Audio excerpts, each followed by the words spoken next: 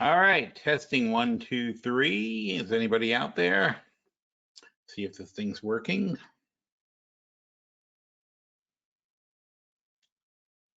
La-di-da-di-da, da-di-da-di-da. What I'm more concerned about is that I'm not getting on to PhilStockWorld. That's not good.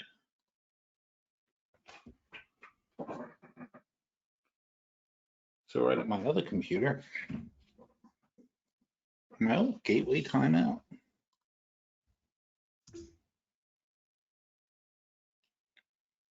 Oh, that's terrible. Let's see.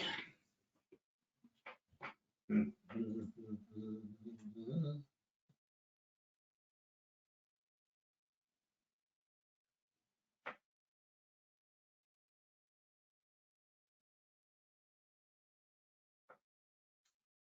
dun, dun. Okay, if you can hear me, that's good.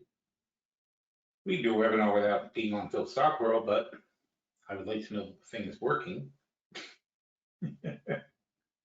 No, my other computer is getting in. That's weird. This one won't.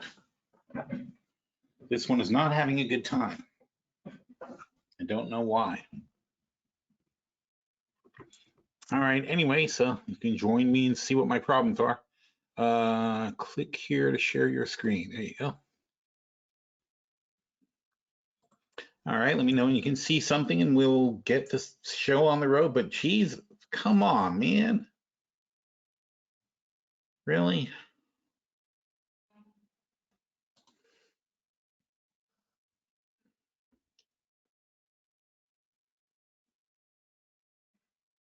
Oh, what a pain in the ass.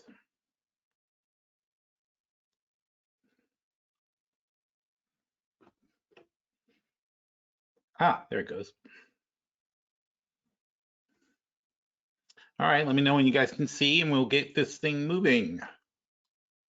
Got a beautiful new website. It does look good. I mean, I gotta admit, I didn't want to change anything.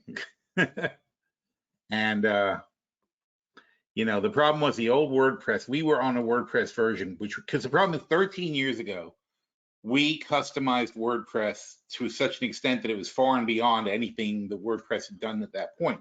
But to do that, we had placed all kinds of, you know, complicated code in the WordPress. Now WordPress is able to do a lot of the stuff that we had wanted it to do back then.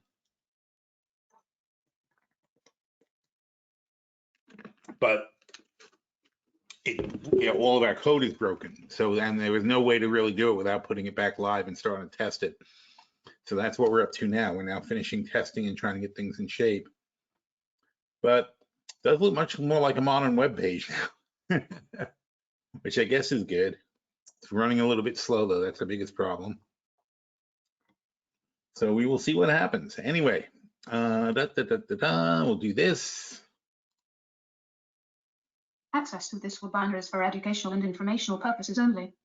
Consult a licensed broker or registered investment advisor before placing any trades.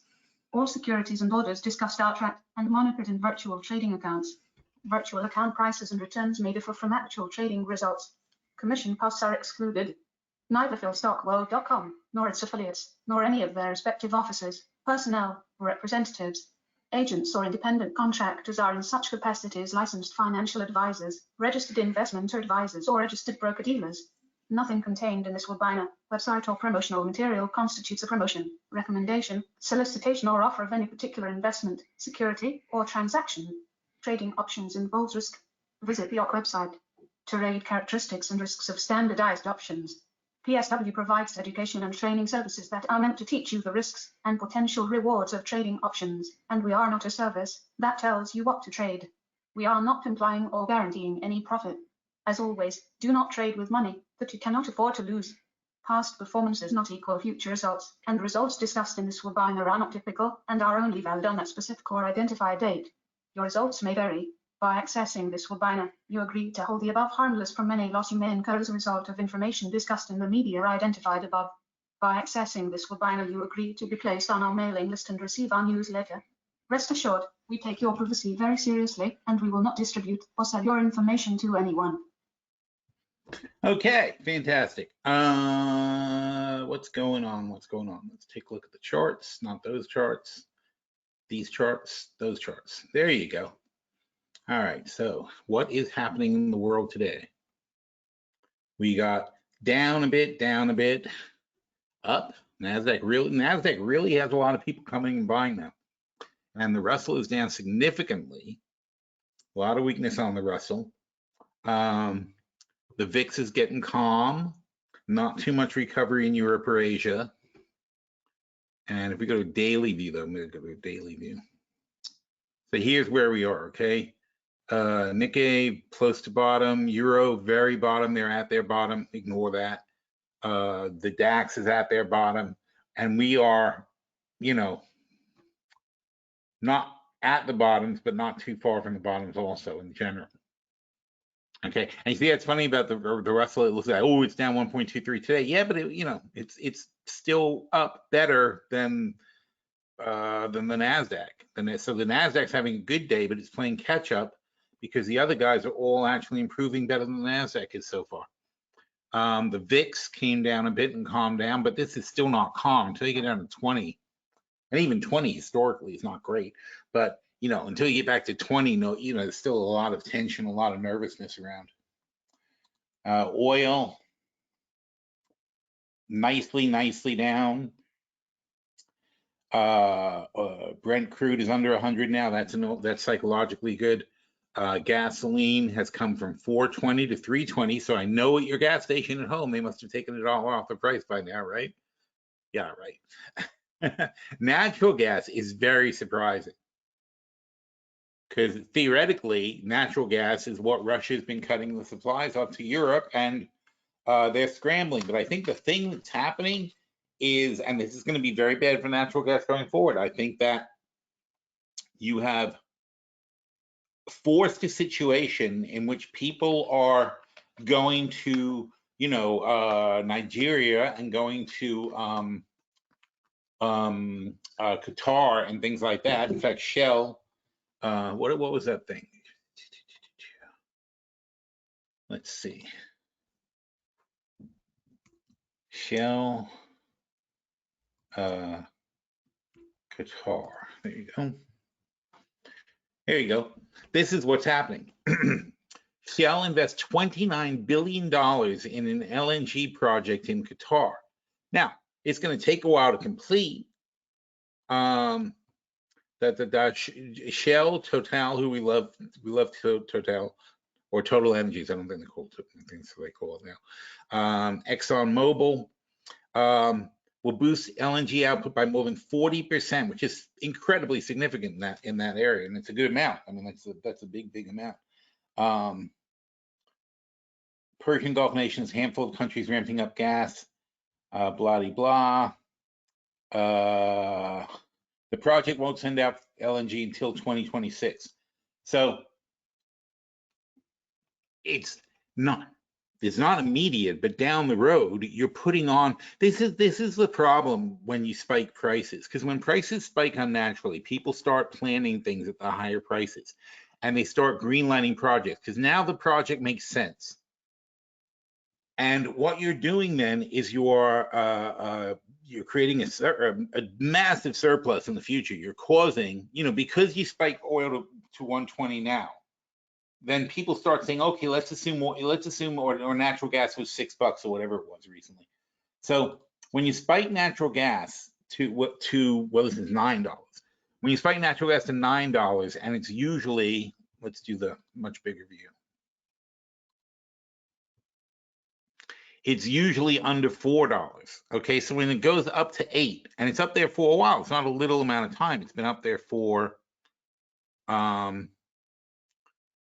so since here, basically, all this is, all, you know, we're really, since here, we're well above 4. So since September. So after, you know, once you get into 2 quarters of prices being really high, all of a sudden people start greenlighting these projects, and Shell's like, oh yeah, we'll spend $29 billion to add 40% to Qatar's natural gas output.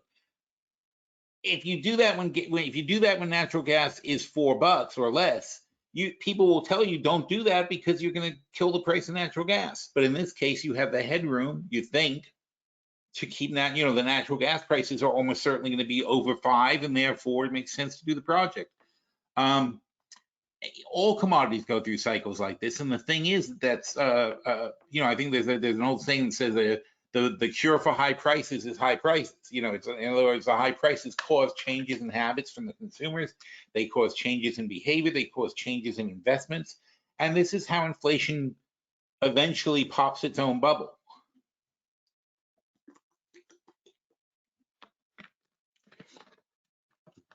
You know, it's just like anything. It's like, and often a shortage leads to a surplus, because if you have not enough wheat, people plant a lot of wheat, and then next year there's too much wheat. And if you have not enough corn, then next year people plant too much corn. Hemp just went through this cycle also. There was too much hemp planted last year, and the price went down, and everybody freaked out. And now this year there's nowhere near enough.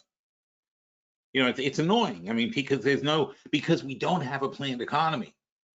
You know, we have do-it-yourself capitalism, and every single farmer is guessing what needs to be planted based on extremely incomplete information. That's a terrible way to run your farming system. You know, we should we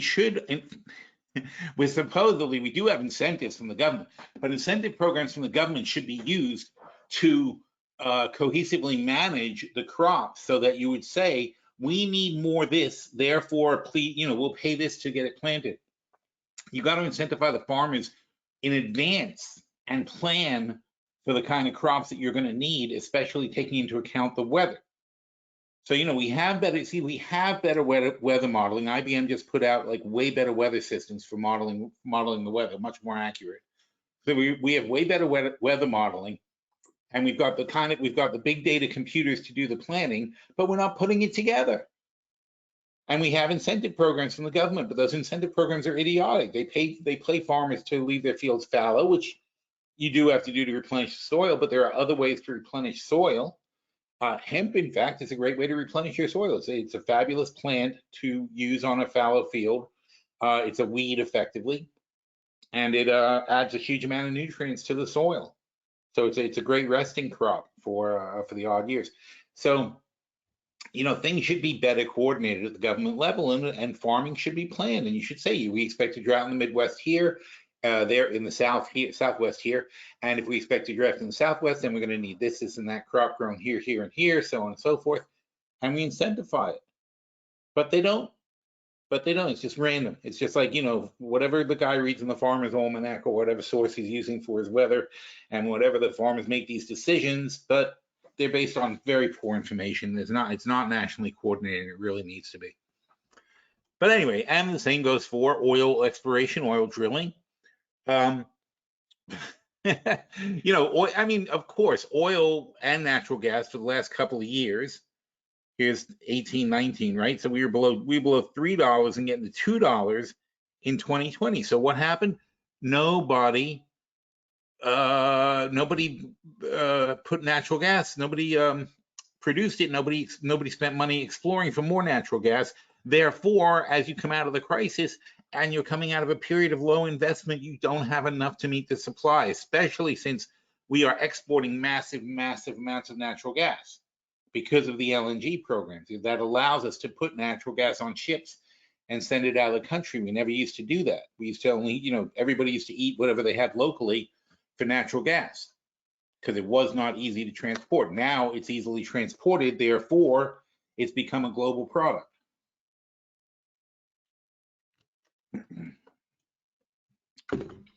But anyway, so this is what happens though, because then wherever that was. There. So new supplies get tapped. People put $29 billion into projects. And don't forget, the LNG project is only so you can move the gas from Qatar. Qatar's already making the gas. The gas is there. They're actually burning it, and that's what everybody does with natural gas when they don't have a supply chain to move it, is they burn it. It's useless to them. It's a byproduct of drilling for oil for a lot of people. So they burn it off, and it's incredibly wasteful and also not good for the atmosphere. So if we can put it to use, that would be a good thing. See if there's any. All right, everything seems to be going good. Indexes are A-OK. Oil trying to get back to 100. Gasoline trying to keep off $3. 550 is where we went long on natural gas. That's our line for going long, actually. Apple is being Apple. Gold is really super low. Touch 1730 today. Silver just came back over 19. Good play here for the long.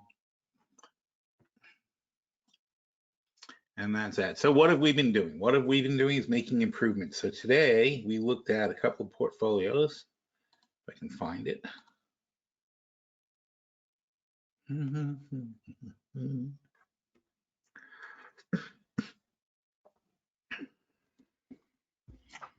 Oh, well, this was an important point today too. So the GDP now is showing -2% for the second quarter. That is drastically lower than consensus. When they started thinking about the second quarter, they thought it was going to be +2. Now it's -2. These the experts, the economorons, as we like to call them, they think it's still going to be 3. So they got a lot of adjusting to do. This is not an error. This is like the way WordPress works now. Is you're supposed to have a featured image for your article, and it's since my featured image is already in the article, it shows it twice. This, on the other hand, we can make bigger. Here you go. This is our NASDAQ chart, and this is a weekly chart, so keep that in mind. But we were talking about that today. We're still in the range we predicted. Before we got over 10,000, we had this chart. We knew where it was going to go, except we weren't called. We were considering these to be on the road to 15,000.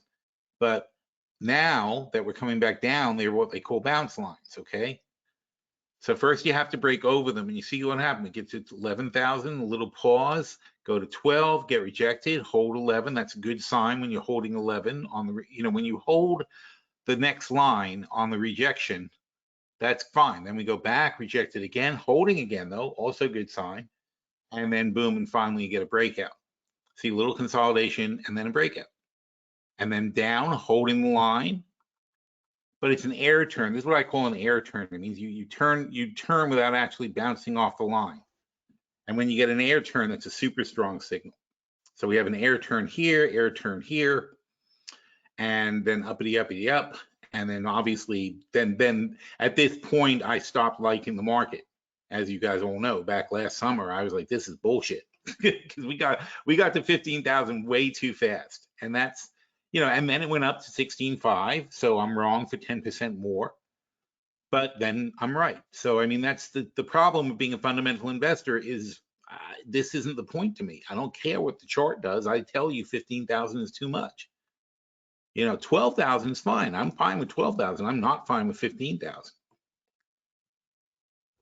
And clearly because we were talking about getting to like close to 40 times earnings on the NASDAQ, and that was just completely insane. You can't have those kind of numbers.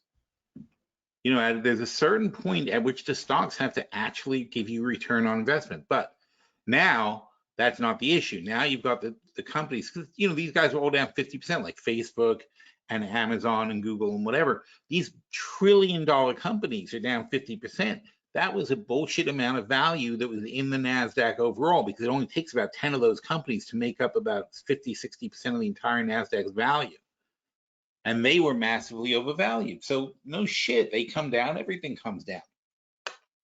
Apple's not. Apple is actually worth $2 trillion, but the other guys were not. They were just, people were just like, well, if Apple went over $1 trillion, why can't Google? Why can't Amazon? Why can't Microsoft? Because they're not worth it. Why can't Tesla? Is even the stupidest thing. So,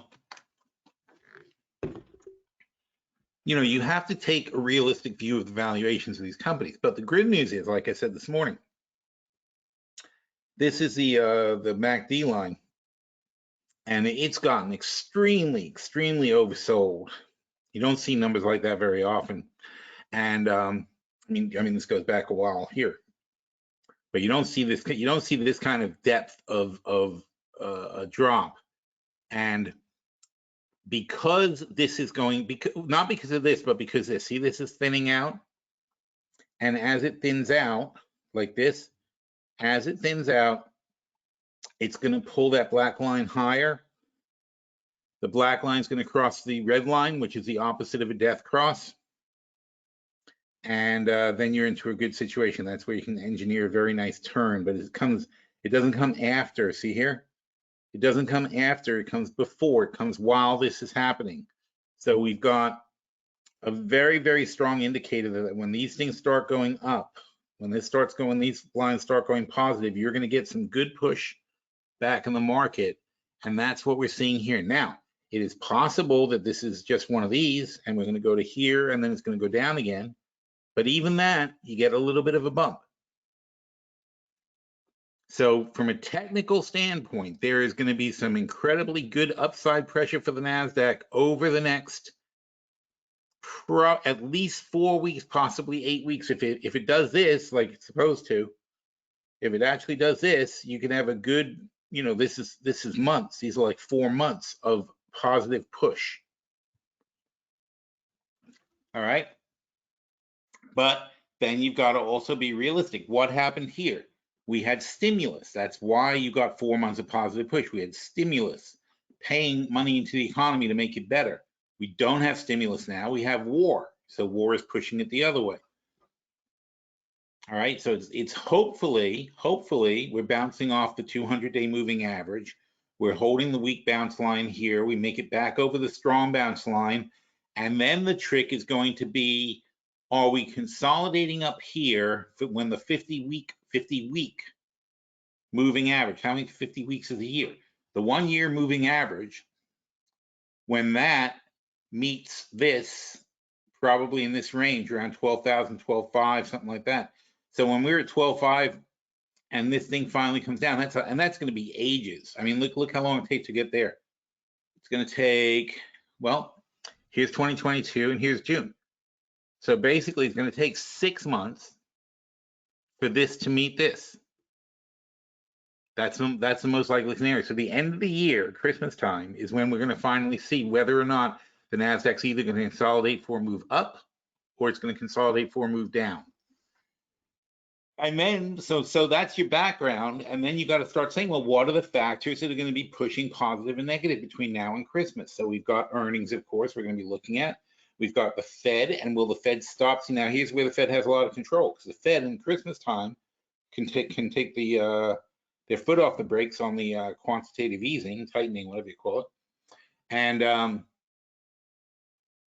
then we can have a nice bounce. We can have a nice Santa Claus rally, which we have not had in a long time. So we can have an actual Santa Claus rally.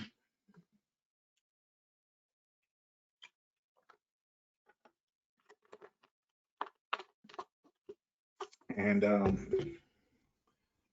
so we have the war, COVID. We don't,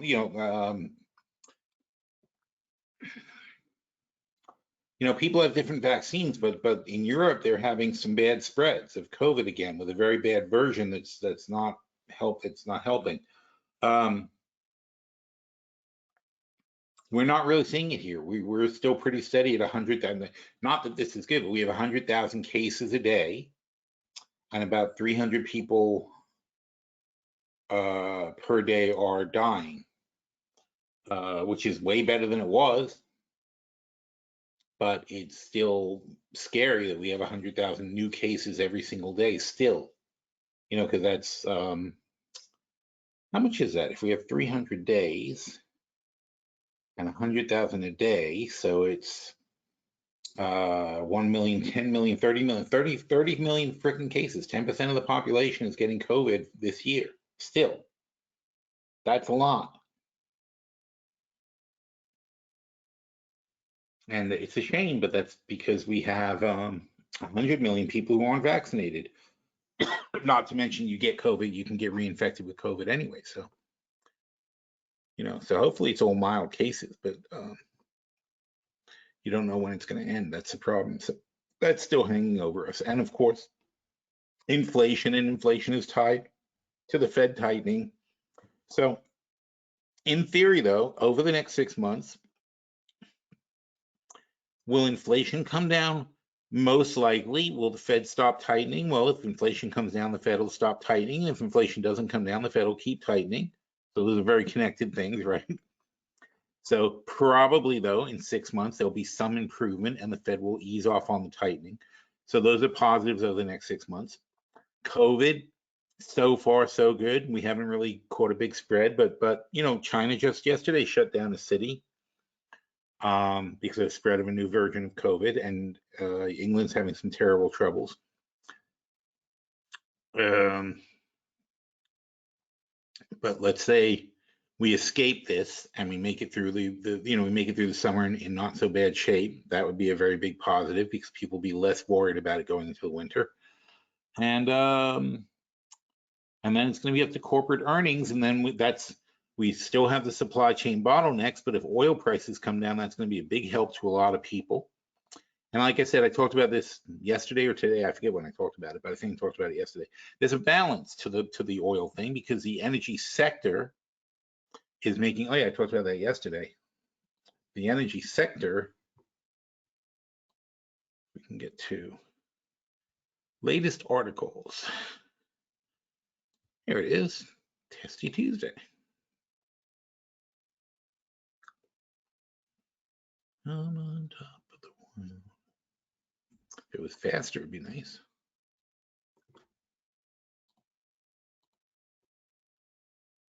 Mm-hmm.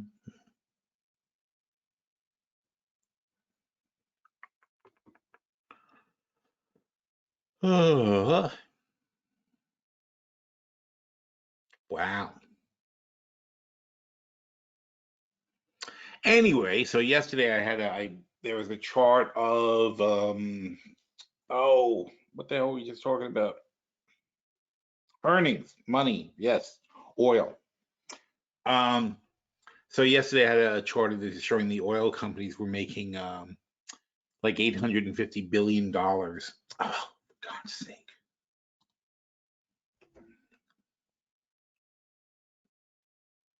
I wonder why this computer is worse than my other computer.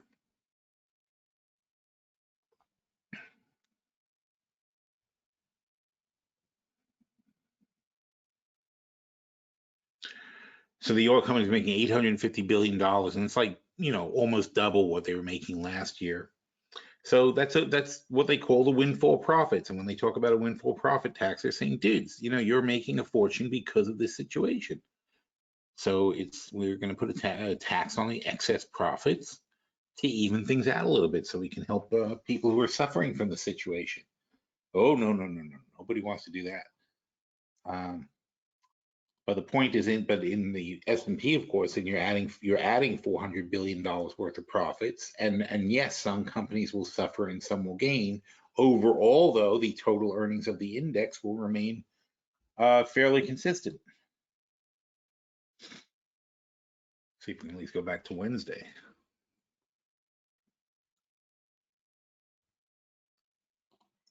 And then we looked at the portfolios. Now, futures now was 109 last time we did it. Now it's 168. It was 180 this morning. It's a very volatile portfolio, unfortunately. Hang on, let's see. Yep, minus 15. 169. Yeah, so it's basically up $60,000 from the last time we did a review. And that was on the 14th of last month. Ugh, it's time to do reviews again. So anyway, well, I shouldn't complain because I just started doing one this morning. So this morning we looked at the Futures Now portfolio and we made a couple of changes. I was going to show you what they were, but nope. God damn it.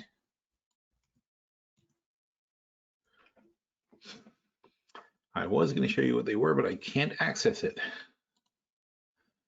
But anyway, we just made a few adjustments. We made I know the number, we made $38,000 worth of adjustments out of our $141,000 in cash. So that's still going to leave us with $100,000 in cash in a $169,000 portfolio. That's not going to change. What's going to happen when you make $38,000 worth of adjustments, we're going to basically $38,000 worth of cash moves out of here and up to here. So this will start saying 65,000, and this will say 100,000 basically. That's all it is, just moving the money. But then hopefully we put ourselves in a position to make more money down the road. And what are we doing though? We're taking advantage of things like on CAN. I think we didn't roll down. That would be silly on that one. Coinbase we already adjusted. Cowen, CRISPR. Oh, here Delta. I know we adjusted Delta. So on Delta, it didn't cost much to roll down to the 30s, so we rolled down to the 30s. And I think we bought these guys back because they're up 63%. They're already up $9,000, $10,000. And so we're going to spend $5,000 and get them off the table. And that's because if you look at Delta, 30 is just stupidly cheap. So again, and again, it goes, what's going to happen to Delta? We have an 18-month play here. What's going to happen to Delta over the next 18 months? Well, people are going to fly, right? And Delta is not like a random airline. Delta is basically the best airline, not counting Singapore, Qatar, or something like that. But I mean, of the major world carriers, Delta is pretty much top tier, well respected, very well flowing, so on and so forth. Huge amounts of customers and loyalty programs. They're going to do okay. And the price of oil is coming down. So I think that people are going to look at the price of this thing at $30 and say, gosh, that's too cheap.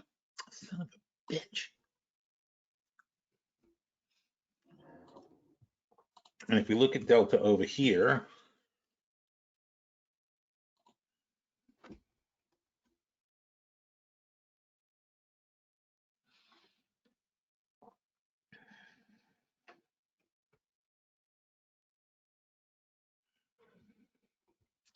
so we're down to $19 billion at $30, not even $30.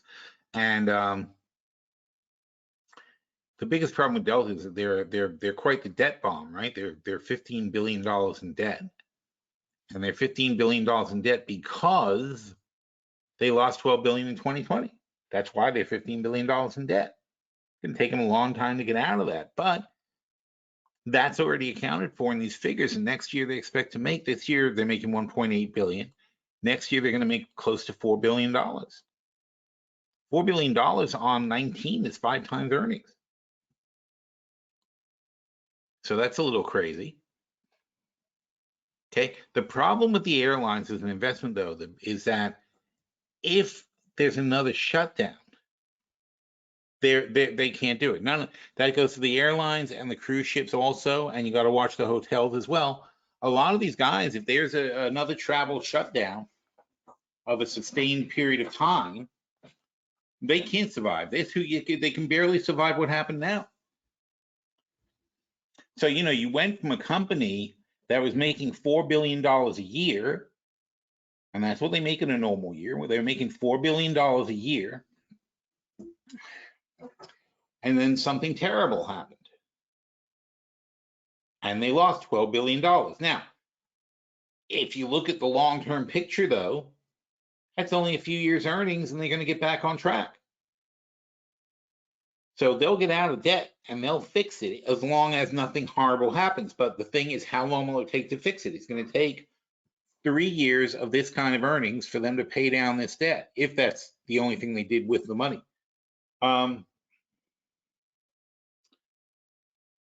So then you say, well, okay, so 3 years from then, so we got 2023, 2024, 2025, right? So in 2026, we're back to a debt-free company making $4 billion a year. Like, it doesn't matter whether that's how they do it or not. What matters is conceptually, they can do that, or they can put more money to profit or whatever. It doesn't matter if they actually pay off the debt, as long as that is a correct number, including their debt payment. So if they're making $4 billion a year in 2023, 4, 5, they have to pay back their debt. But by 2026, they're now making $4 billion a year. Now they're making $4 billion a year unencumbered by debt. And you got to give them 10 times earnings for that, right? And so if nothing goes wrong between now and 2026, these guys are going to be a $40 billion company. So they are 50% too low. will they get, our bet isn't necessarily, and that's very important to understand about these trades. Just because we bought them now doesn't mean that within this time frame they're going to go back to where we think they're going to go. But we do expect,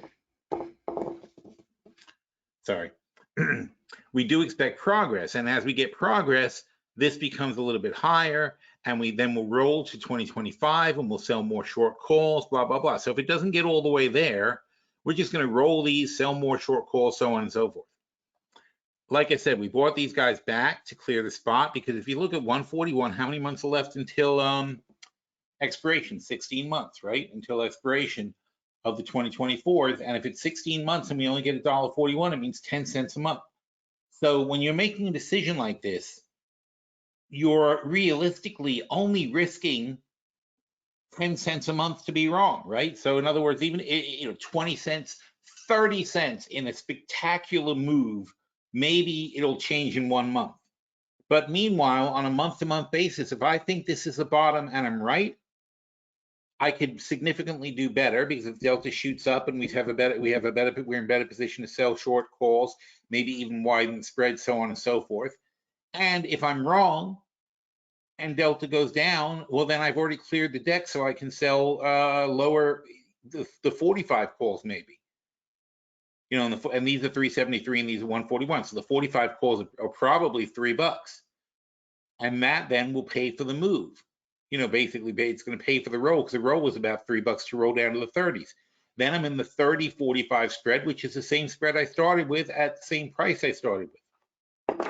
So even if I'm wrong, I'm not going to have a big negative consequence. And if I'm right, it's a huge opportunity. Therefore, I'm going to risk 10 to 20 cents on being wrong. So what we're doing is we're buying back the short calls, leaving that spot open, because in a normal month, they're only going to pay us 10 cents anyway. All it can do is decay, because it's so far out of the money, it doesn't really make a difference whether if Delta's at 25 or 35, it's going to be the same decay on the 55 calls. They're going to go down about 10 cents a month, unless there's a significant repositioning. So I'm not risking much more than the 10 cents I would have made this month by taking it off the table now. I'm pre-paying all the months, but I know down the road I'm going to sell something. Oh, you son of a bitch. It's really pissing me off, as you can tell. Oh, I've got 20 minutes until the Fed. Anyway, so that's the logic. We're just doing like housekeeping improvements. So we spent about $6,000 to roll lower, and we spent about, well, exactly, we spent $5,600 to buy back the short calls. ERJ, same thing. We rolled these down lower just because it was so cheap, it was silly not to. It's like, if you're going to be in something, why not roll it down? And these guys are up 85%. There's nothing left, so may as well just buy them back and wait and see what happens. You can't look at it as spending money. You have to look at it as you're investing. And by the way, all these things, it's like your positions are your assets, right? So you have these assets. Here they are in your portfolio. These are your assets. And now they've been damaged.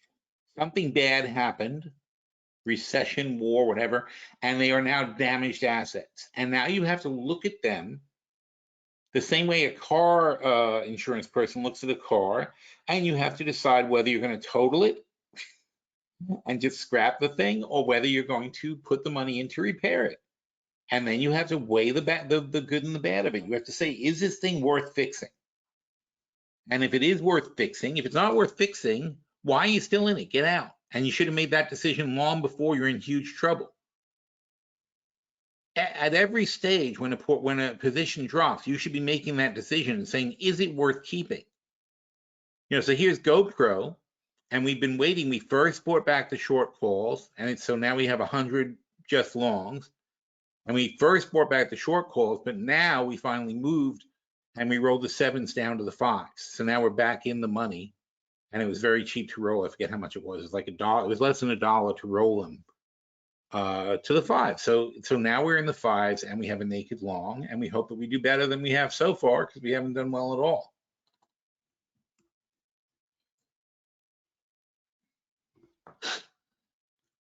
But GoPro is another one that's like stupidly cheap, and GoPro's not, I don't believe, is not heavily in debt like Delta. GoPro's not going to suddenly go like.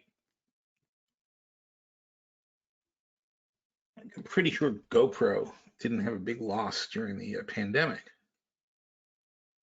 Well, they weren't making money in the first place. Okay, so GoPro was, they're pre-profit basically during this time. They got hit hard in 2020, but they bounced back nicely in 2021 and started making money.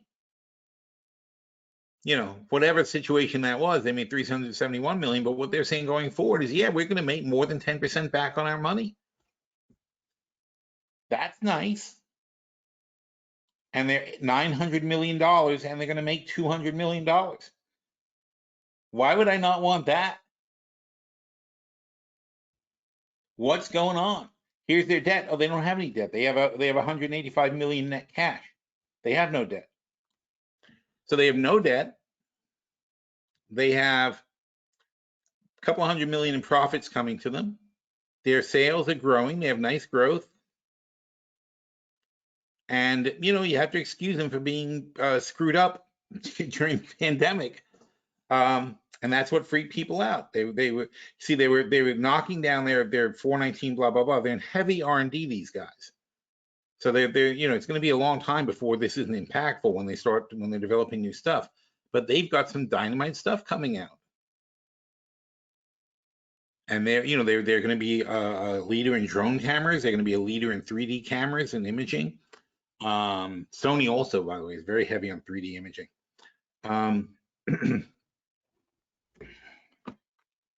And their competition is fading out. They're like the Walkman, right? There was Sony came out first with the Walkman, which is what GoPro did. They were the first ones with a heavy duty camera like they had on for people. So they came out first. Walkman came out first with the Sony Walkman. Then everybody copied it, and then everybody else died because they weren't as good. And then only Walkman were left until the iPod wiped them out.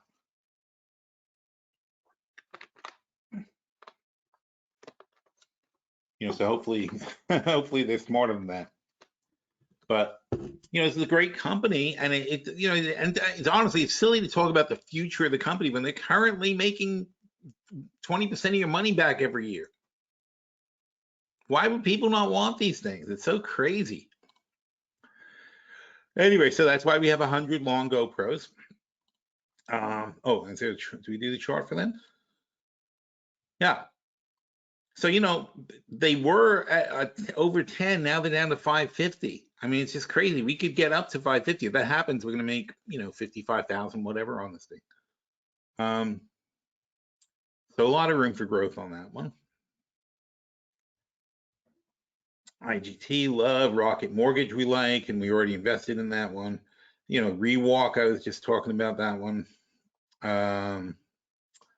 SoFi, I just really don't think people understand what they're doing. I think it's because of the student loan thing. That a lot of their business is student loan financing, things like that, and that's a problem because you don't know what Biden's doing with the student loans or how it's going to shake out and so on and so forth. But once that gets back to normal, and then you just look at SoFi for what it is.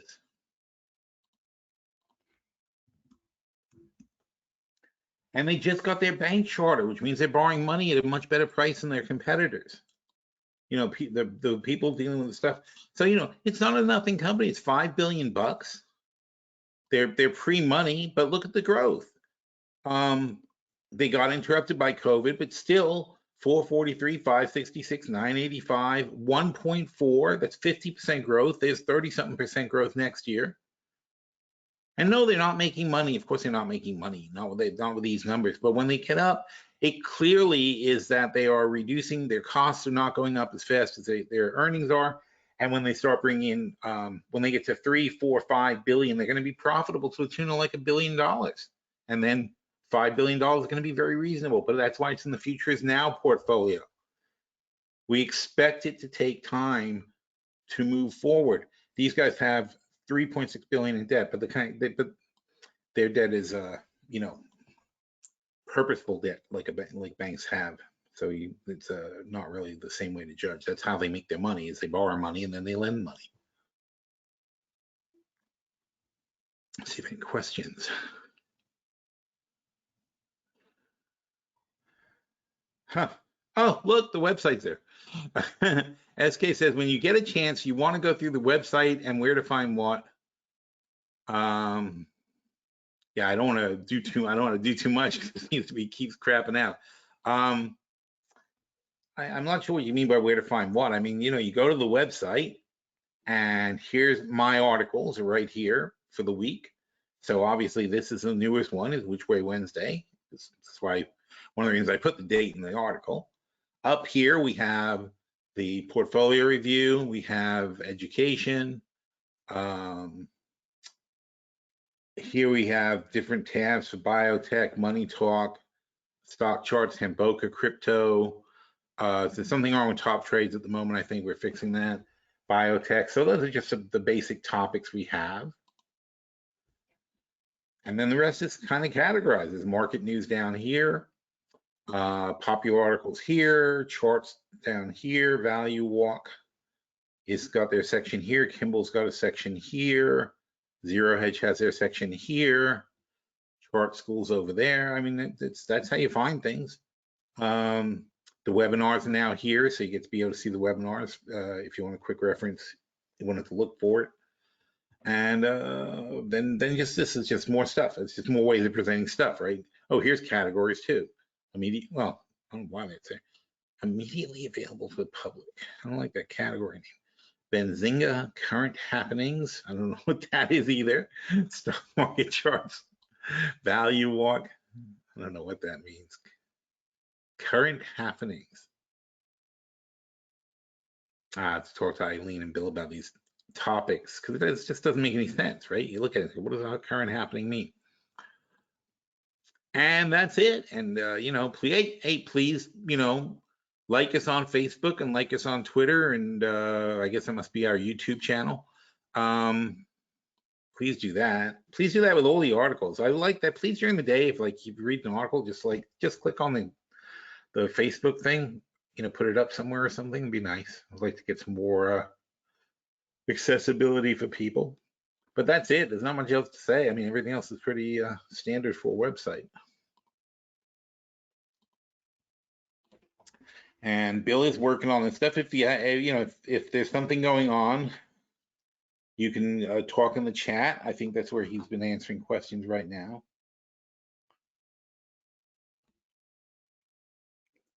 And they're tinkering with it. Well, the hardest part is apparently getting the chat to be the way it used to be, where we had the shading and the so on and so forth, and the better font controls. Those are not at all standard with WordPress.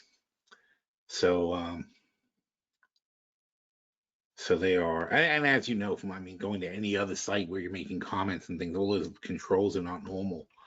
So we have to reinvent them basically and get it on there.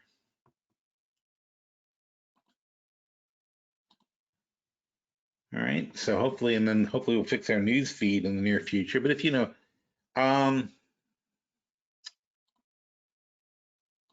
so there's it's called Market Moving News.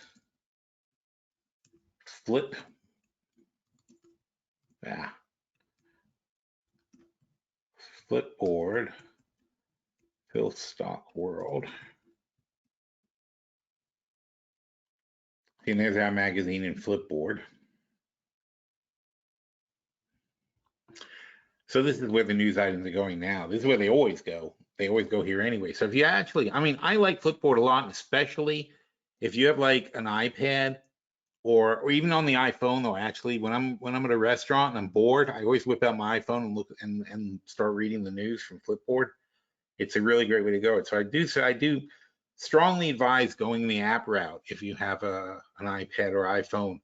It's very pleasant to read, and it turns you can turn all your feeds into a magazine sort of format.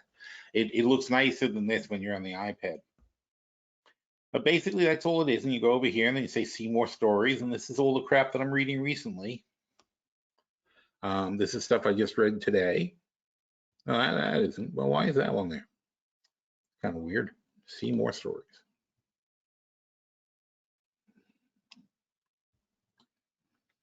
What was it? June 16th thing, 3 hours ago, 2 hours ago, 1 day ago, 4 hours ago. It's kind of mixes stuff in. I wonder if that's based on how many people liked it or something. But anyway, so yeah, so we got 70,000 people look at this thing. It's crazy. We got so many people look at it, but then only 300 people actually follow it. And 105,000 stories. That's how many freaking news stories I've read since this thing came out. That's nuts. Or not even, that's not how many I read. That's how many I decided to put in my magazine. I obviously read a lot more than I put in. But anywho, so that's cool. Thailand to China high-speed rail. I'm going to take that trip. That's excellent. This is weird. Retailers are going to pay customers. If you want a refund, they're going to say, keep the item, here's your money. Because they found that it's cheaper. I imagine there must be a threshold or something, but it's interesting, right? The consumer's very fed up. That's not good, right? The Fed may overshoot. That's obvious because they're going to, it's a clunky tool what they use to try to move the economy. Oh, this is, by the way, here you go. Let's start this project now.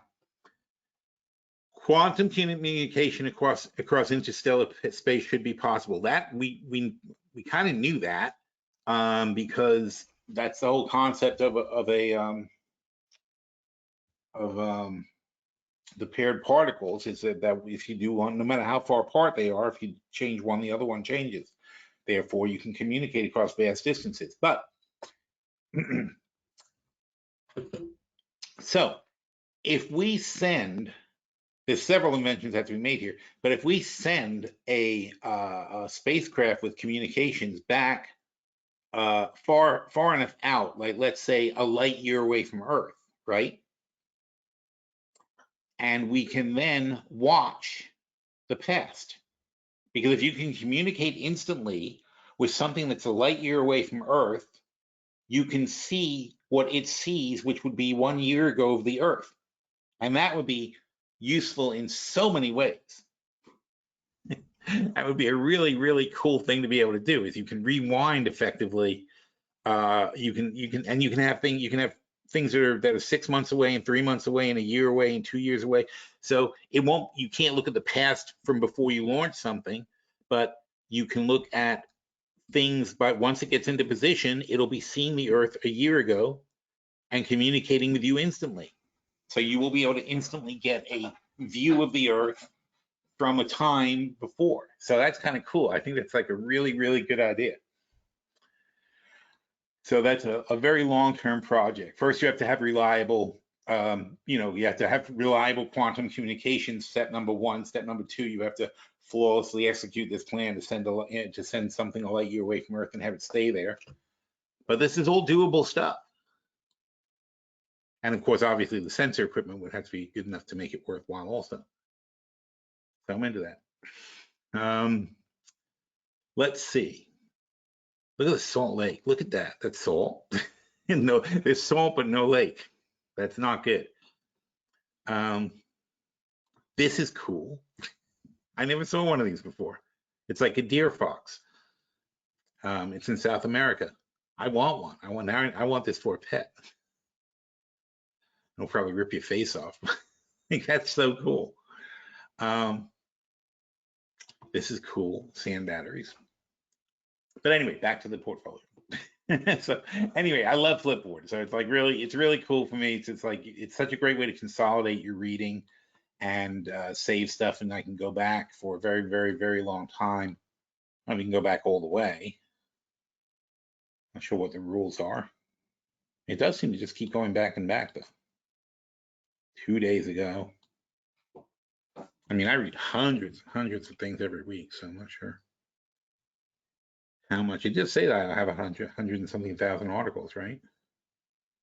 105,000 stories. I can't even imagine how it gets to this. But anyway, Flipboard, love it. So portfolios. All right, so SoFi, Thor of SunPower. Of course, we love SunPower, but we didn't add anything to that right now. Thor, we didn't do any changes to Thor either, but I love these guys. I think they're super undervalued. Well, we're already at the 70. We already did our change. I think we brought these back. Maybe we brought back the one. Did we? I don't remember. And WTRH, I think we just bought more ones because they're so cheap now. And they were 5 cents now, like 10 cents. I guess they went up. But we're doubling down on these because it's silly not to. It's if they're going to give them away that cheap, why not? Because it's 18 months from now. So it's like the fact that they're 25 cents and the thing's $1. It's a little teeny little startup company. It's a penny stock basically, but I still think they have a chance to actually do something productive. And then we have our other portfolio. So long-term portfolio is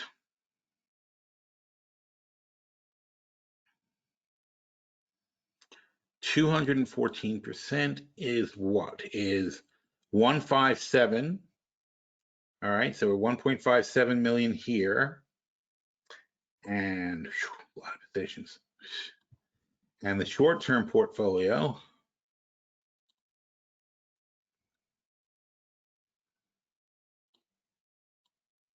is 1.45. So yeah, we're still at like $3 million for the combined portfolio. So it's changed drastically. I mean, almost $1 million went out of the long-term portfolio and into the short-term portfolio as the market dipped down. But the thing is, they're generally balanced. And the key to that is that's fantastic, because as long as we're not upset with these long-term portfolio positions, we just keep adding to them. We have plenty of cash and we just keep improving the positions. And then when the market comes back, the long-term portfolio gets huge, and the short-term portfolio we're meant to adjust on a regular basis. And yesterday I said we should get rid of a couple of these. We had 800 of the 30s. I want to sell 200 of them. So that's what that's what we do for a bullish adjustment. Then, and so far so good for the NASDAQ, because the NASDAQ pops a lot. Where is that? Charts, no, futures.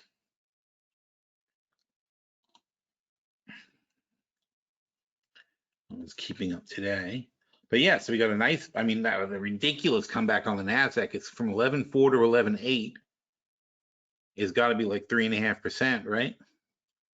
So let's see, 4 or 850. So it's really, so 450 divided by 11, 4%. Yeah. So basically, and it's not quite there. So it's basically 3.5%. So, at here, this is where I said, let's sell these stupid NASDAQs, because it was from my experience of what's been going on. I mean, 35 has been the most money those, I watch it every time to see where it is. And every time it gets to about $35, that's when the NASDAQ has been bouncing. The $30 SQQQ 2024s. So when they hit 35 bucks, that's more money than we would make on the spread anyway. It's a 30-70 spread. Oh, I'm sorry, it's not more money than we make, because we moved, it was a 30-60 spread. And we rolled we moved the 60s up to the 70s. But anyway, so 35 bucks is a lot of money. It was $5 more than we paid for them. That's the more important part. So right away, we're making $5. And then if it starts going back down, we just buy them back again. But we made $5. $5 is a lot of money when you're dealing with that. In fact, it's $100,000 on 200 units. So that's how we make some quick bullish adjustments and make money. But what we also have is one of those bullish W patterns, because this W, right, is improving. It's got the lower leg here, goes up, goes here. Most likely, since this leg is higher, most likely it's going to keep going up. And again, we have our MACD catalyst. We think it's undervalued. We don't see any particular negatives that are on the horizon. There's a lot of reasons we can get a push up here. In 1 minute, we're going to hear from the Fed, though, and see what they have to say. So let's take a look at that. Here's the Fed. How convenient.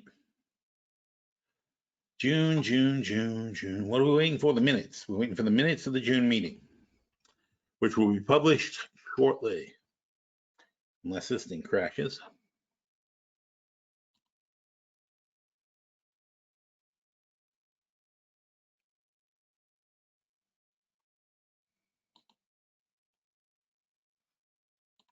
Oh, do some questions while we're waiting. Naomi says, regarding SoFi and some of the other fintechs, it seems to me they're becoming more like a bank. Yes, that's what I like about them. But big profitable banks have valuations at 5 times book, and as SoFi grows, they become more like a bank. How do you justify these valuations? I'm perfectly fine with 5 times book. That's what I'm saying, though. I fully expect them to be making $1 billion a year in a couple of years, and then their valuation is justified, and anything above that is going to be better. And 5 times, by the way, is very low. What banks currently are 5 times earnings? Well, maybe right now, but we just started buying the banks, and I don't remember them being that low. You look at JP Morgan. JP Morgan's at 9, and Citi is at 6.8. 5 is low. So what I'm saying is I expect them to be I expect them to hover in the fintech range, in the bank range, which is fine by me. I think the bank range is more like around 7.5 to 10. And that makes a big difference between how you and I perceive this. But I think you're buying what's going to be a major bank. SoFi is going to be a major financial player. And this is just the very beginning. So, do you want to get into a bank at this stage? And that's why it's a Future Is Now portfolio. I like them, and I think they are going to be a bank of the future. SK says, I like Flipboard on the iPhone and the iPad. And he follows me, so thanks for that. Robin says, how do you calculate TQQQ if NAS is 10K? Well, okay, so the NASDAQ is now 12, not quite, but let's say the NASDAQ is 12. So you're saying if the NASDAQ drops 15%, what's going to happen to TQQQ? Well, TQQQ is a 3 times ETF. Whoops. It's a 3 times bullish ETF, though, isn't it? Yeah. So if the NASDAQ, wait, where's this thing?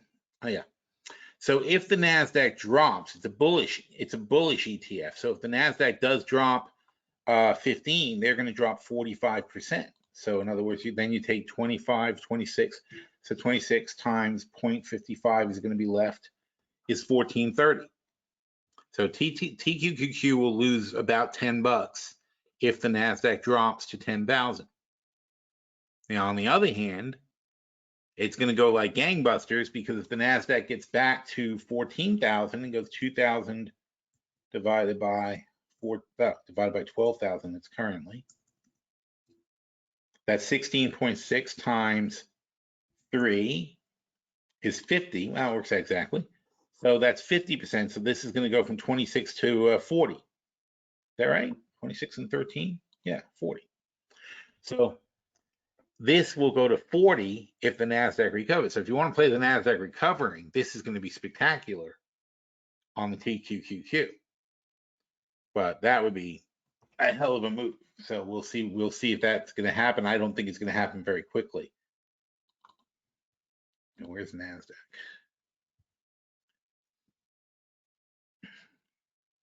But you're talking about the NASDAQ getting way back up here, and I don't think it deserves it. I don't think that's the right number. I think this is the right number.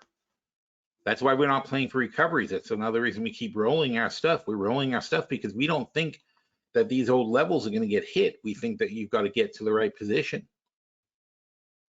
And it's just like, if you're playing baseball and they hit the ball and you move yourself to a place where you can reach the ball, right? You don't stand there and try to reach. That doesn't make any sense, right? They hit the ball, you can see that it's further than your arm can reach. Therefore, you move your body to get into a position where you can make the catch. And that's what we're doing here. We're moving our position to a place where we can make some money. It doesn't do us any good to sit there and stare at a position when we see the ball is going somewhere else. You've got to move your positions based on where things are going, not where you thought they were going to go in the past. And that goes back to our good old microwave oven theory. Where is the Fed? Here we go. Yeah, look at it. There's working technology for you.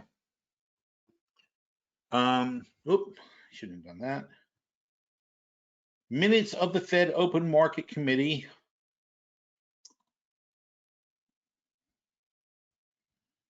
Oh, meanwhile, let's see what the market's reaction is. Oh, see that? No, everybody's okay about it so far. All right. Well, what is this? Where is the minutes? Huh. Okay, so remember, this is June 14th. And we had a 0.75 hike, and everybody seemed happy about it. But keep in mind, when you're reading this, this is from June 14th. Oh, this is some boring shit. I forgot about that. All right. There were significant swings in asset prices. Financial conditions tightened. Near-term policy rate expectations shifted. Okay. May consumer price report. Ahead of the report, expectations were consensus that there would be a 50-point increase in June. After the release of the higher than expected policy sensitive rates pointed into a considerable probability of 75 points. That's because they started telling everybody they were going to do it. It's not because it just happened. Whatever. At both the June, this is very significant, at both the June and July meetings. So it doesn't matter what kind of bullshit it is. The bullshit does say there's considerable probability of a 75 move at the June and July meeting. So unless they are going to tell you that's wrong, then that is what's going to happen. The market implied path of the funds rate moved along the horizons. The market participants noted elevated uncertainty about the economy and outlook. Across the yield curve, rates on Treasury securities was significantly higher. Revision in policy, market measures on inflation fell over the intermediate. Okay, decline measures medium-term inflation fell over the intermediate period. Market participants reported while liquidity in the market had been affected by the volatility in rates, increased effect on overall market functions had held up, responding to higher interest rates and some concern about growth. Equity prices were substantially lower. They're talking about June 15th. Don't forget. Manager turned next to developments related to foreign central banks because they need to know. This is what I'm talking about with the dollar. Every bank now has to play off each other, okay? They need to understand what other central banks are doing, because if they're tightening like crazy and no one else is, the dollar gets super strong. That's exactly what's happening to us right now. So most banks were proceeding on a path of removing accommodation. So they believed at this time, a month ago, that other banks were following. They have not been. They have not really, nowhere near as aggressive as our Fed. That's why the dollar got so strong in the last month. Canada, Australia, New Zealand raised their things 50 points. Some signal need for more forceful tightening. The ECB announced an end to asset purchases and signaled intention to lift policy rates in July. Okay, but they've been very timid about their rate raises and their policy changes. So that's been killing the euro and raising the dollar, because that's, there's really only two currencies. There's euros and dollars.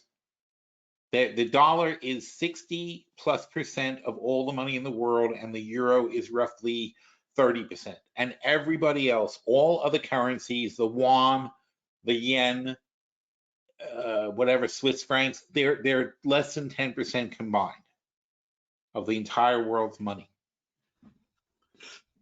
So it's all about what we do and what the ECB does. Meanwhile, the stance of policy in Japan, which is the third largest currency, but it's only 2%, 3% of the whole thing, was generally expected to remain highly accommodative, though upon pressure on Japanese government bonds, they stepped up their efforts to defend their yield curve and control whatever. But Japan has actually just said they are not raising their rates. Because they can't. They can't raise their rates because the country is 250% in debt, and currently they have negative yields, which means that you pay them to borrow money. I'm sorry, you pay them to lend money. You lend money to the Bank of Japan, you pay them for the privilege of lending the money. That's what negative rates are. Crazy as that is. So they don't want to raise the rates. Right now in Japan's terrible budget, where they're running a 10+% annual deficit, and they're 250% already in debt, their budget includes collecting money for borrowing money. That they collect interest because they borrowed money. Now, if that should stop and it goes the other way, it's devastating to their budget. They can't afford it. They currently are spending 1/3 of all their intakes goes to debt repayment, goes to debt service, not debt repayment, goes to debt service. Just paying the interest on the debt is 1/3 of Japan's total revenue. That's not good. and should the rates go up, it's going to crash their economy. That's going to be the next major crisis we have in the world. It's going to be Japan effectively defaulting. They can't maintain 0% and less than 0% rates if we're at 6% and Europe's at 4% or something like that. That Japan cannot be at 0%. But at 2%, they're in big trouble. Because if you're 250% in debt, right, and you have 2% interest, that means that 5% of your GDP is now interest. So in the U.S., that'd be $500 billion of interest, and Japan is a quarter of our size, so about about $1.25 billion. I'm sorry, trillion, $1.25 trillion that they would have to come up with. That's the number, $1.25 trillion in interest payments that they would have to make. They don't have it. That's 20-something% of their entire economy just to make interest payments. Can't happen. It's just not a thing. So it's going to be a disaster. Anyway, that's why whenever the Nikkei goes up, I'm like, really? I'm like, do you guys know where you live? Okay. Regarding money market developments, imagine a 50 basis point increase in the range, May 5th FOMC. So what they said is, look, the 50 points is baked in. So let's hit them with 75 and see how that goes. Okay, so it wasn't received very well, right? I mean, the market tanked, but we're still alive, and they're convinced that we expect another 75. So if they think that's already baked in and this is where the market is, they're like, oh, that's not so bad. We can deal with that. Context attributed downward pressure. A share of overnight repurchase was conducted by lenders. Reverse repo usage was expected to fall within. That's bullshit, by the way. These reverse repos, the banks are making a fortune right now using these things because there's an interest rate differential that they can profit on. So it'd be stupid not to take the money, because you're taking the money at a lower price than you're lending it at. So it doesn't work like that. And they're just basically, this is a sneaky way they're like giving money to the banks, like huge amounts of money they're giving to the banks. The banks go to the window and they borrow money overnight, and the overnight rate alone is just so much. They'll make millions of dollars just because they borrow the money overnight. Deputy manager turned to a discussion of Federal Reserve operations. 30 billion for Treasury, 17 billion for agency, mortgage-backed securities. Well, they're winding that down. That's another thing. They're winding down their participation in the Treasury auctions. We're auctioning off. The government is auctioning off $200 billion a month in debt notes because we're running a $2 trillion deficit. So they're selling $200 billion a month. The Fed was buying half of it. Now they're going to buy none of it. So that's okay, because the rates on those notes have gone up now from 2% to 3% and getting towards 4%. So at 4%, people are going to be willing to lend us money. It's a lot of money, though. It's $200 billion a month. So they've got to, and then again, these are functions that are out of the Fed's control. It's like, how much money do you need to offer for interest in order to get $200 billion? Otherwise, you're not going to get the money. You can't not get the money. It's an auction. That's why these notes are an auction.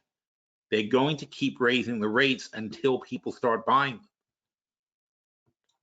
That's how you can always tell what the real rates are, is what are they paying at auction? If they're paying it at auction, it's fine. You couldn't tell when the Fed was buying almost all the notes. Then it was like, who knows what the real price is? But now we know what the real price is. And that's where the game falls apart, right? Because for years, the Fed has been pretending that the government could sell notes at 2%. You know, that the government could sell a 10-year note at 2% because the Fed bought them. But the Fed doesn't have to, the Fed will show a profit at 2% because they're going to hold that note to maturity and say, we made a profit of 2%. Doesn't matter if the dollar devalued or whatever. It matters that, it doesn't matter what inflation was. It matters they made 2% back on their money. And they're not looking for big returns. They're not a stock. The Fed's not a stock. They're not a public company. They made a positive return. So they can afford to buy these notes. But their balance sheet has become so bloated and the note rate is so artificially low that eventually they lose control, and that's why they have to get ahead of the game and start raising rates before rates are raised for them. Because if rates are raised for them, so if the Fed is trying to insist that the Fed funds rate is 0.75%, but when in fact the U.S. government has to sell their notes at 4%, then the difference is too much, and people would start questioning the whole operation. So the Fed has to look like they're in control, so they have the illusion of being able to manipulate the rates and do what they want, and that's more valuable than anything else. So their policy has to wrap around the concept of showing that they're in control. And so if something bad is going to happen, they have to do it first. And that's what this was about with the rate hikes. So the information at the time of the June meeting suggested that the real GDP is rebounding. This is not true, right? In the second quarter. So here's information that has come in for them that indicates that they need to be a little bit more careful about their rate increases, right? The labor market remained very tight, but there are some signs momentum was slowing. And that is true. That is happening. So they're accomplishing slowing the labor market. They are overdoing it with the GDP. Consumer price inflation remained elevated. It's coming down a little bit. So information suggests it was still elevated in May. It is still elevated in May, but we are getting a little bit of a pullback. Total employment, blah, blah, blah.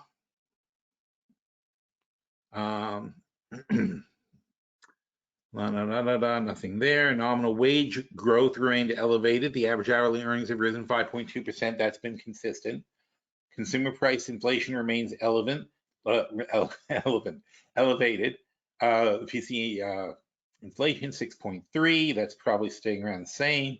Consumer food prices 4.9. Those are about the same.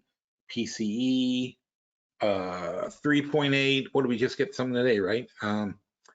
In April, 2 percentage points, 12 months of CPI is 8.6, core inflation was 6. None of those have changed very much. Production and spending indicators were mixed, but generally strong. That's becoming a problem.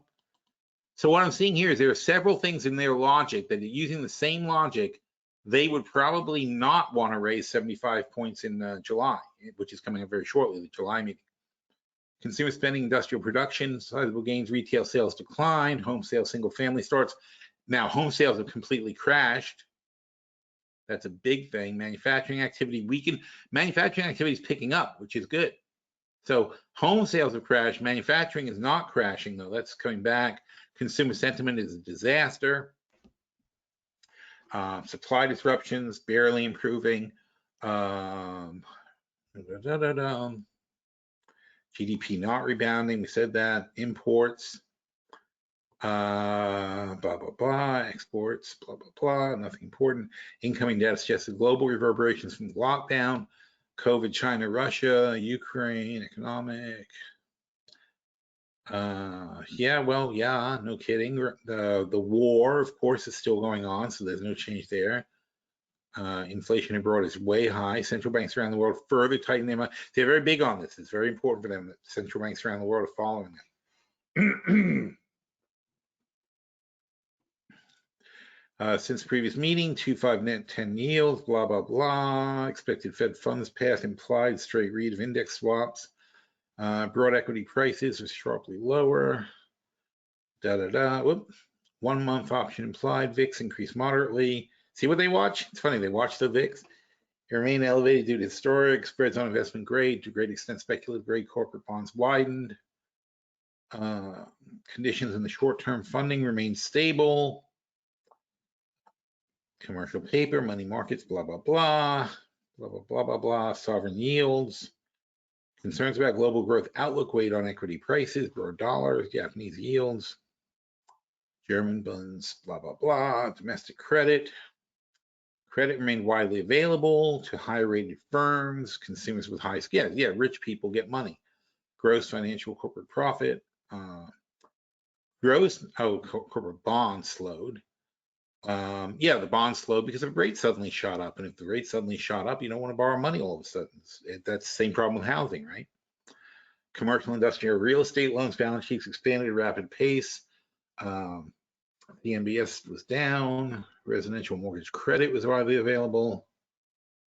Borrowing costs. Oh, by the way, I've got guys who have I have a venture fund I'm working with that has billions, like several $1 billion to put into commercial real estate projects if anybody needs. So if you need a couple of, and they're 100 million minimum, but they're looking for like big, decent size, viable commercial real estate projects. So as long as it's something that a normal person would invest in, they're going to be easier than a bank to deal with, basically. A little bit better criteria than a bank will have, but still they need to see. Oh, you'd have to have 10% down too. Your group, the group running it has to be obviously the kind of group that you'd want to give the money to and have 10% of their own money. You can't they're not going to fund the whole thing. Spike historically low, credit quality on business loans and books remain sound. That's key. Delinquency rates are low. Delinquency rates on small business loans decline. The credit quality of securities is strong. See, this is not a real recession. All these things should be red flagged in a recession. They're not. Household credit is solid because people have a huge amount of still money up in their equity in their homes. Non-prime auto delinquency rates edged down. Sizable increases in credit card purchasing volumes were roughly offset by high levels of credit card payments. The projection for the economy for the staff, blah, blah, blah. See, there's still the rebound second quarter. They're wrong about this. This is very, very possible they could pause on this stuff. They're not going to pause, but maybe like drop it to 50 or something. I think they might be able to do that with a good excuse. So they've revised up their projection, but they're wrong already. They're totally wrong about how fast core inflation is going to come down. That's not going to come down that fast. Staff checked the ongoing war in Ukraine remained a source of even greater upward pressure on energy and commodity prices, while the war and adverse developments with China's zero COVID were perceived as increasing the risk also.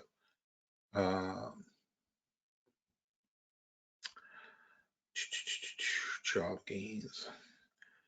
Indicators suggested real, again, they're fixated on this thing where they think the GDP is expanding and it's not. That's a huge difference. As this is what I was talking about this morning, the real GDP, they thought it was going to grow 3%. It's now they're saying -2. That's a 5% mistake on GDP. That's huge, and it's clearly being caused by their 7.5% hike, 0.75% hike. All right, and the rest is just more of the same. Oh, wait.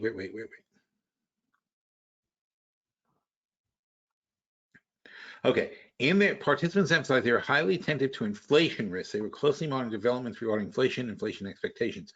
Most agreed that the inflation risk was skewed to the upside. They judged the uncertainty about economic growth over the next couple of years. In that context, they noted GDP and gross domestic income had been given conflicting signals recently. Oh, a couple of people actually caught on to this, making it challenging to determine. Most participants assessed that the risks to the outlook for economic growth were skewed to the downside. Downside risks include possibility of further tightening would have a larger negative effect on the see, that's the key. Downside risks, most participants, downside risks included the possibility of further tightening in the conditions would have a larger negative effect than anticipated. That is exactly what has happened. In their consideration appropriate stance, the labor market was tight, inflation above. Against this backdrop, they all agreed that it was going to go for a 75-point hike. One favored a 50-point increase instead of 75. They all judged it was appropriate to continue, blah, blah, blah, blah, blah, blah, blah, blah. Participants judged an increase of 50 or 75 points would be likely appropriate at the next meeting. I'm really leaning towards 50 based on this report. Participants concurred that the outlook warranted moving to a restrictive stance. Participants noted that the federal, because there's no danger in doing 50. They've still got 3 more meetings to do the rest.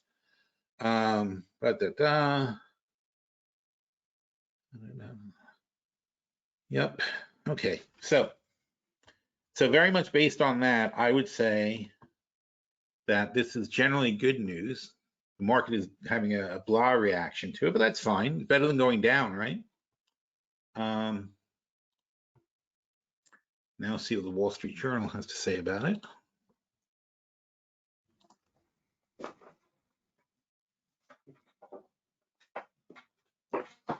So inflation fears drove larger Fed rate increase in June.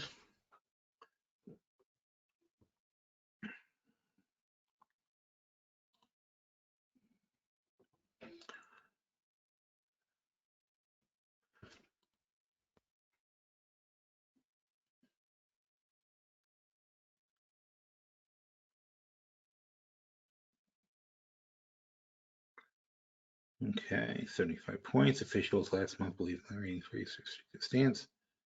The rate increase on the 14th, blah, blah, blah. Near-term inflation outlook had deteriorated. Their concern May meeting minutes showed 18 officials, blah, blah, blah, blah, blah. Consumer prices, the Fed staff had raised slightly.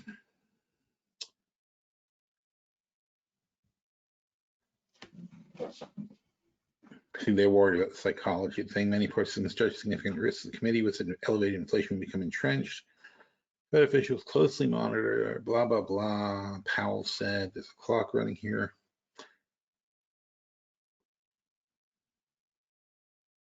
All right, since last month's meeting, several Fed bank presidents have endorsed the 75 rise this month. We're not getting traction on inflation the way I'd hoped, said Mary Daly on June 24th.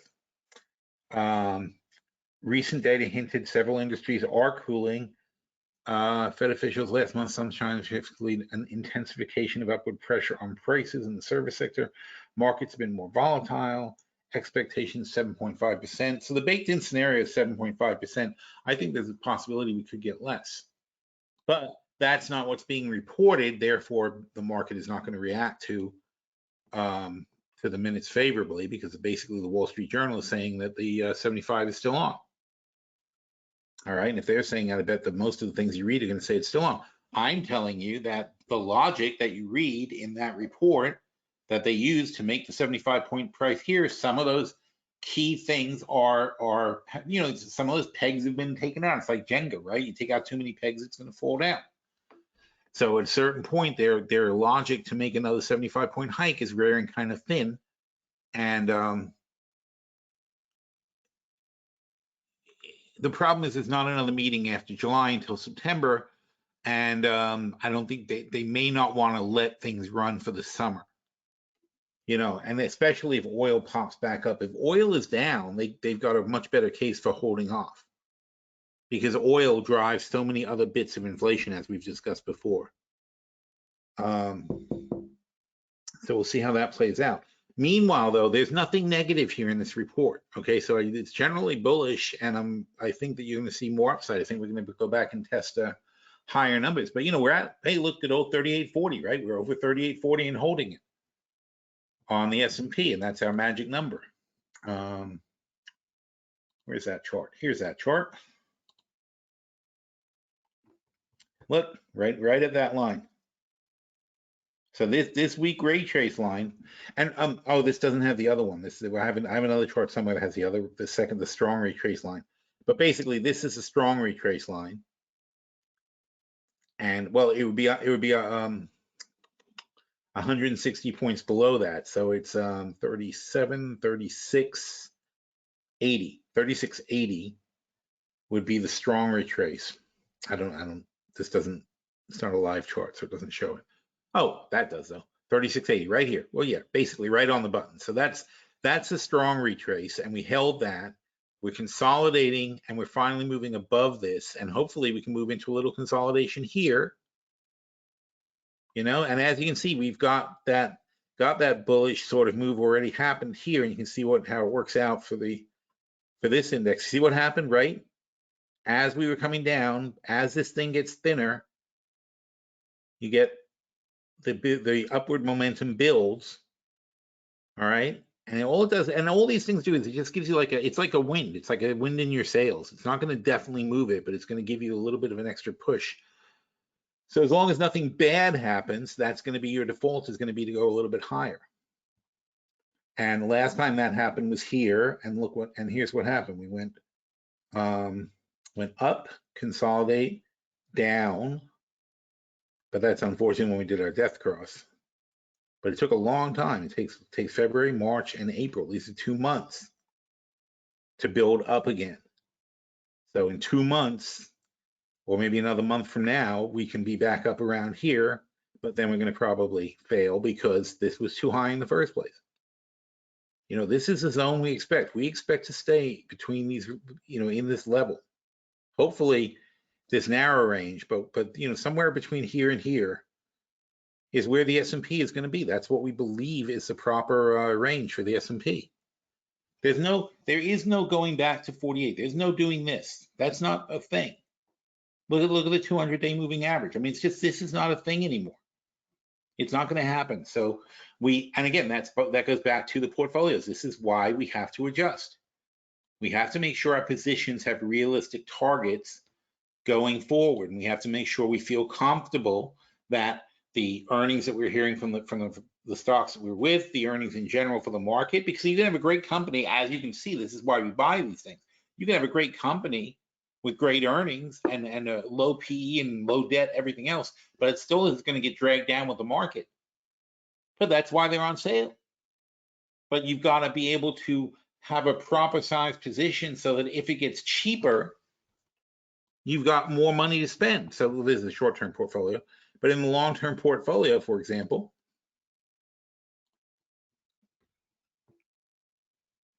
and we do this cycle after cycle after cycle. That's how the portfolio gets this big in the first place. What's happening? Oh, there it is. Everything's slow. So in the LTP, we have 1.2 million in cash. And we deploy it, and we mostly use it, though, to improve the positions that we have. We're sort of past having new positions. You know, we really have to, well, we're not going to now because everything's low. We like all these positions and they're all low. But at some point, we're going to start cashing these positions in and then utilizing that cash and then we'll get new positions. But I'm not going to just keep adding more and more positions to the long-term portfolio. It's going to get obscene to try to manage. But it's a cycle, right? So this is the bottom of the cycle. And at the bottom of the cycle, we have the most positions because we like so many different stocks and we think they're going to improve. But as they improve, we're going to start cutting back and cashing in and taking advantage when we can. All right. And, you know, hopefully, though, this portfolio can double at this point. So we're at what? We're at 1.5 million. So if it all goes really well, this portfolio will go to $3 million over the next 18 months. So that would be very nice. If we can double it, if we can get this portfolio up to up to $3 million and still have over $1 million in the short-term portfolio, that'll be $4 million. That's perfect. That's just where we want to be. All righty. So hang on, let me see if there's any questions before I go, because I got to. Your take on Foot Locker, another big drop today. I don't know why Foot Locker would have dropped. Why would you do that, Foot Locker? Chart, Yahoo. That's no good.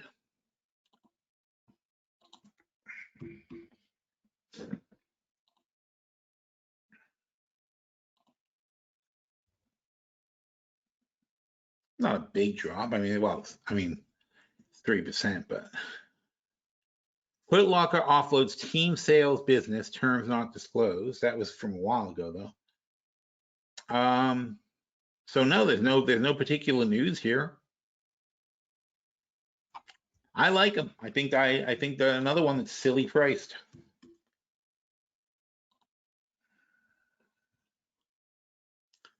You know, Foot Locker kind of broke up with Nike, but that's not a bad thing because Nike's really a competitor for them. They have their own stores. They sell their own stuff. Why bother selling Nike shoes at Foot Locker when you can sell things that make you more money? But you know, so Foot Locker is 2.4 billion, making $400 million a year. So they're going to make, you know, so that's 5-6 times whatever. So 6P6, I guess. So you know, again, I don't care. There's the thing. I think that's the crux of it. I don't care what the price of it is. I don't care why somebody else doesn't want it. That's why I want it, because I think it's, people are going to buy shoes. They're going to go to Foot Locker because it's cheap, especially with inflation and all that. And I think that it's a good, viable brand that's going to maintain their market share and maintain their profitability. You know, there'll be adjustments with inflation and this and that, but they'll just sell their shoes for whatever they sell them for. You know, you don't do better than Foot Locker. If you go to Foot Locker, it's not like you're you know, it's not like there's like much cheaper things out there. There's I forget who the discounter is, but anyway, so there's a discounting guys. But you know, Foot Locker, basically, they're good prices for the shoes, and that's all that matters. That's what people want. You know, and I've, you know, I remember I used to work in a mall when there was inflation back in high school. I had a mall job, and I remember that like you remark the prices on a regular basis, but it didn't stop people from buying it. You pay what you pay, and they're going to maintain their margins and going forward. And as these prices inflate, these will inflate, and this number will go up, and that number will go up. It just, you know, you have to be patient. It's not going to happen in a couple of months. You know, so for whatever reason, people are selling them. This company is not in trouble. They're not going to go bankrupt. They've got, they don't have any debt. They've got 95 million extra in cash. It's a perfectly good thing. Anyway, I got to go. I got to get on another phone call. So thanks everybody for coming, and hopefully the markets will hang out there. I'm hoping next week we're going to be a little bit higher than we are now, and then it's earnings time. So then we'll see what happens. All right. Thanks everybody. Have a great day.